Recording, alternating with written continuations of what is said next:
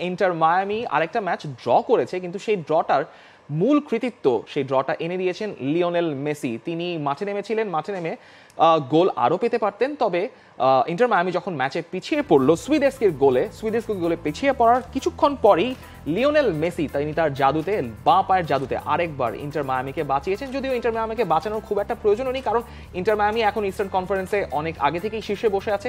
তাই এই ড্রর ফলে আসলে ইন্টার মায়ামি লিগ পজিশনে খুব একটা সমস্যা হয়নি, এবং সবকিছু মিলে ইন্টার মায়ামি মনে হচ্ছে যে তারা তাদের যেই ইস্টার্ন কনফারেন্সের একটা শিরোপা সামনে হয়তো তারা গেলেও যেতে পারে। এবং MLS এর প্লে অফও তারা এরই মাঝে নিশ্চিত করে ফেলেছে। মেসি 67 মিনিটে গোল করলেন, তার আগে শার্লট এফসি তারা এগিয়ে গিয়েছিল সেকেন্ড হাফেই।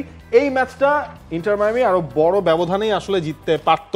লিওনেল মেসি একটা হেডের সুযোগ মিস করেছেন, এরপর সুয়ারেজেরটা তো একদম অন দ্য মুভে নিয়ে মনে হচ্ছিল তিনি ঢুকে যাবেন, সেটাও আসলে শেষ পর্যন্ত হয়নি।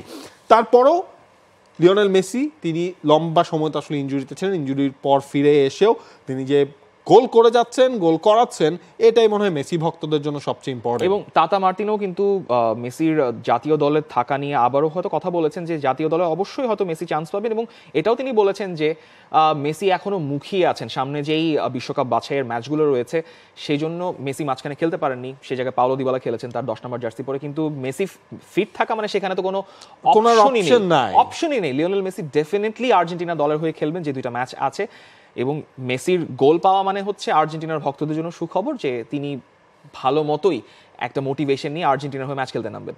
For more updates, subscribe to our YouTube channel and click on the bell icon. Follow us on Facebook and Instagram. Download T-Sports app to enjoy exciting games and highlights. Visit tsports.com.